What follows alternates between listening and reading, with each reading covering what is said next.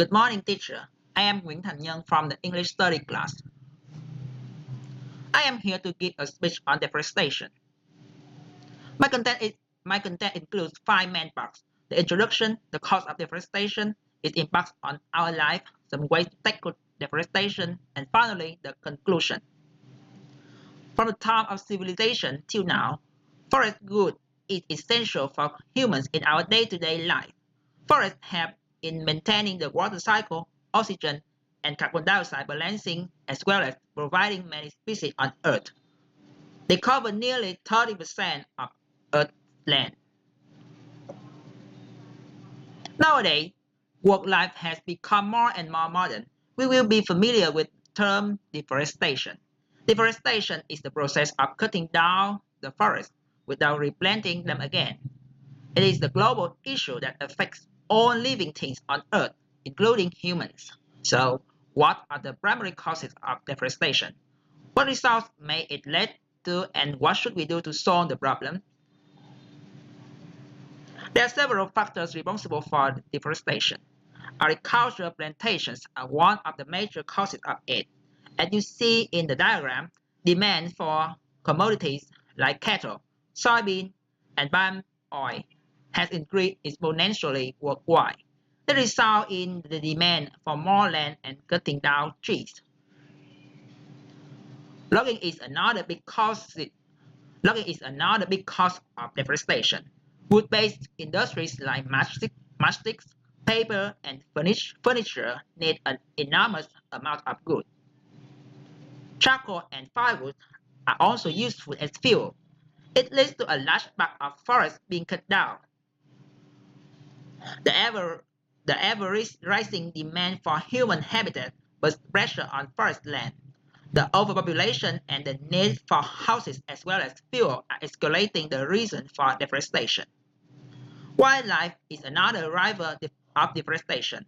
While it is a natural occurrence, climate change and poor land management have led to more frequent, larger, higher intensity wildfires, and thus millions of hectare forests worldwide are burnt out each year. Deforestation destroys our environment, and it is being done at an alarming rate at this moment. It creates many terrible problems for our world. Firstly, a forest is home to most living species, and deforestation can negatively affect various animal and plant species due to the loss of degradation of their habitat. It reduces available food, shelter, and breeding habitat, and in the long run, it can pose a serious threat to Earth's biodiversity.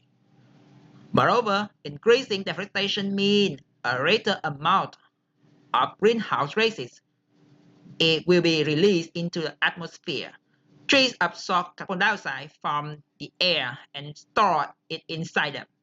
And when they are cut down, the stored carbon dioxide releases back into the atmosphere. It can accelerate the global warming process. It is estimated that each year deforestation contributes about 10% to all global warming emissions.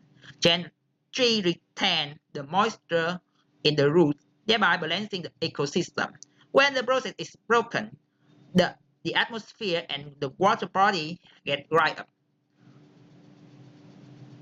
Moist soil, which is a nutrient for vegetation, is exposed to heat by the sun when forests are cut down. Thus, the drying of soil and its nutrients results in its erosions with rainwater, gradually reducing the soil potential and making it barren in the future. So it's time to stand up against this situation.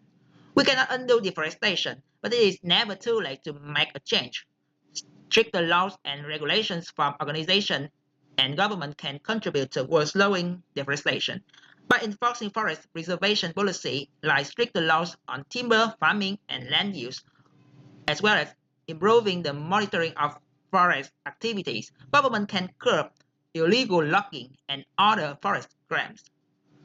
To combat deforestation, government and environmental organizations can carry out reforestation schemes in which forests that were once burned down or cut down are restored or replanted. In local communities, urban centers, reforestation can be done around market areas, wildlife reserves, or city parks. Proper landing of land use is one of the most feasible solutions to stop the rapid forest conversion. In fact, government can implement planning techniques that center on environmentally friendly development, such as urban agriculture and lessening urban and suburban sprawl, which can considerably cut back deforestation.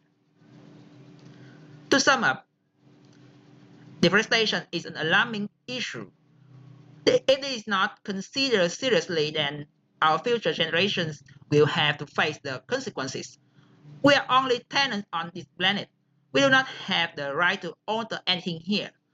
We need to live nature exactly the way we receive it. So keep that in mind and hold our hands against deforestation.